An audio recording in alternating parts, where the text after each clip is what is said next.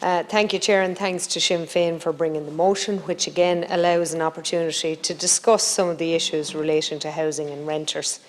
At the outset, I want to acknowledge that there are some rogue landlords who will do absolutely everything possible to get as much money from their property and who will use sometimes illegal and immoral methods to do so.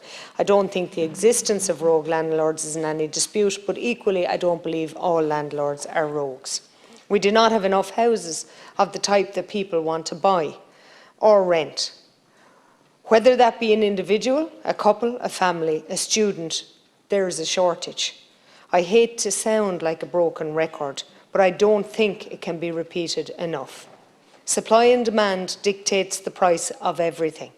When barriers are placed in the way of supply, then a product becomes more scarce.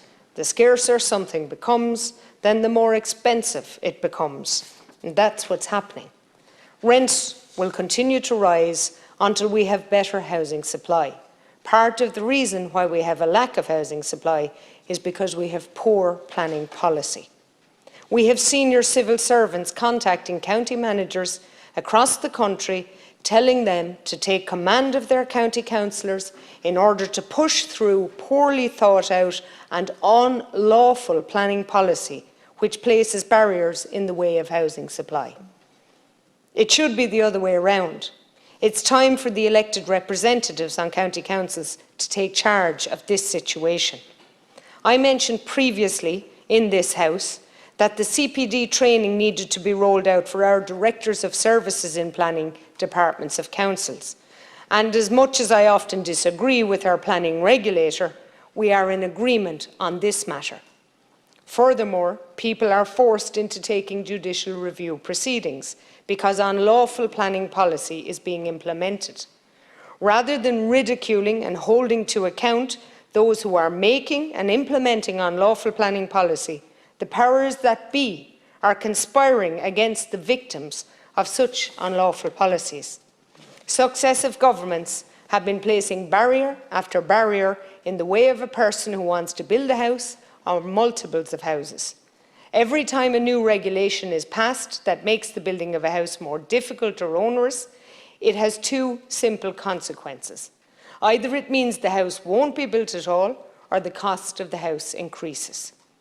I suggest that a good place to start would be for political parties to stop voting against housing developments for spurious reasons, particularly in our large cities. Perhaps then we wouldn't have such a shortage of supply. There was a battle recently with regard to the Wexford County Development Plan, where the planning regulator wanted to plan only to allow developments of at least 35 dwellings per hectare. Completely unrealistic for rural towns and would act as a major barrier to development. And importantly, Chair, nowhere in the guidelines is there a minimum density.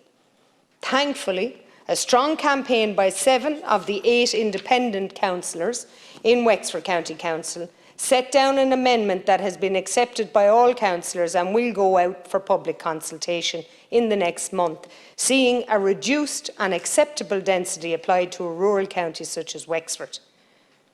Indeed, Chair, getting the reading of the motion right will rest with the Director of Services and Chief Planners. The independent councillors have performed for their constituents at this stage, so we'll have to wait for a week or two.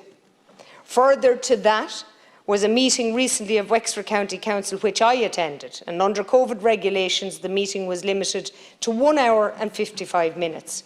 20 minutes of that meeting was given to ridiculing my contributions here in the Dáil because I dared to tell the truth and speak up about the implementation of unlawful planning policies. So to conclude, we can have all of the motions we like on rent prices or purchase prices or affordable housing, but we will continue to have a supply crisis until such time as government corrects its hand and Minister O'Brien introduces guidelines that are clear and precise. And that is exactly what the Minister needs to do to remove barriers. Provide a policy that is implementable and stop the sidewinding conversations that are taking place with senior civil servants and county managers. Thank you.